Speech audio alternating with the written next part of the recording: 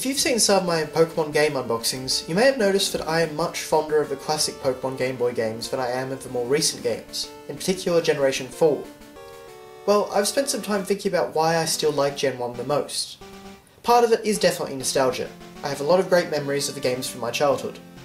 However, I do believe there is something more to it. So I've compiled a list. This is my top 5 reasons that Pokemon Red and Blue are, in my opinion, still the best.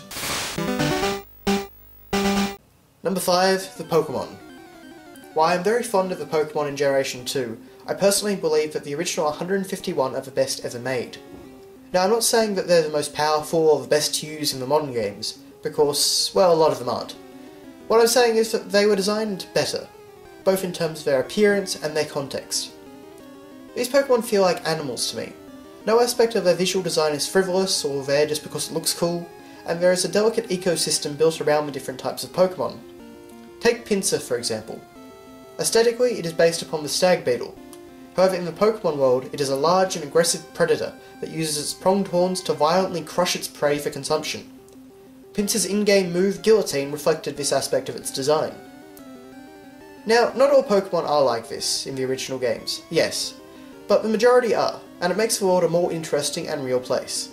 And yeah, some of them just look really cool. Number 4. Glitches.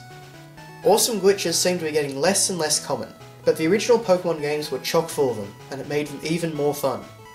Stuff like duplicating items, finding Mew, fishing inside statues, and entering Glitch City meant that there was always something to mess about with in Kanto. But the holy grail of Pokemon glitches, of course, was MissingNo, or as I called it back then, MissNGo. Many hours were spent discussing what MissingNo was, not to mention impressing other Pokemaniacs at school with your level 255 Pokemon. Back then, we all thought that you might be able to use MissingNo to get Mew, our reasoning being that both MissingNo and Mew started with an M. Yeah. So we traded them around, put it on Pokemon Stadium, tried evolutionary stones, grinded levels. Essentially, we did everything. And all we got was a Kangaskhan. After that, it became common knowledge that you don't train MissingNo, you just leave it as a glitchy mess. I had a lot of fun exploring these glitches, and as strange as it sounds, they added many more hours to my original playtime. Number 3. Legendary Pokemon. Maybe it's just me, but I feel like capturing legendaries has become rather ho-hum. They're not really that special anymore. I find them in a cave after taking a short stroll, I catch them in a few minutes, and then I leave them in the box. Or alternatively, I download them from the internet and get them from a guy in the Pokemon. What I loved about the legendaries in Gen 1 is that they had entire dungeons built around them that were filled with some of the strongest Pokemon in the game. Not only did you have to really explore the world to find these hidden locations, but once you did, they tested all of your puzzle-solving skills. Facing off against these powerful Pokemon was the reward for getting to the end of the dungeon, and it felt very satisfying.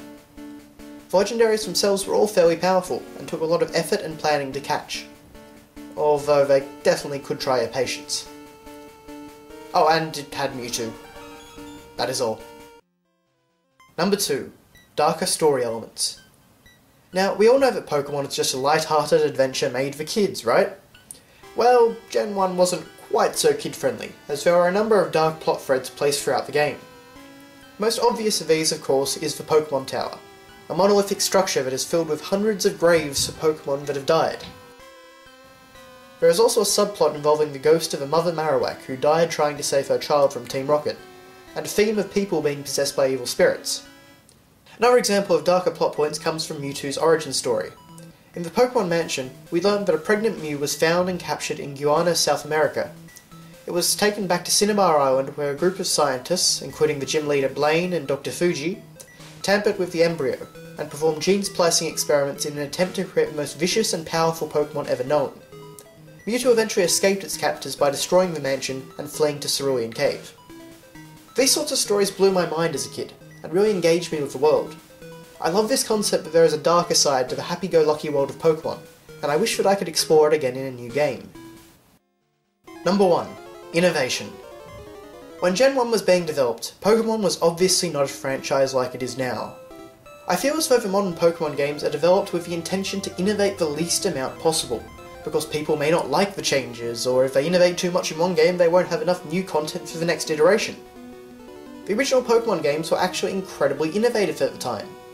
Concepts like multiplayer battles and trades in a single-player RPG, controlling monsters that could evolve into stronger variants instead of using human characters and equipping them with items, the ultimate goal of being to catch creatures instead of saving the world, an inbuilt encyclopedia that tells players more about the game world, which is something very common in modern RPGs, the removal of an overworld in exchange for a large number of interconnected maps, the use of elemental types as a major aspect of the gameplay, confining random battles to specific graphically defined locations on the map, and all of it was being done on the original Game Boy.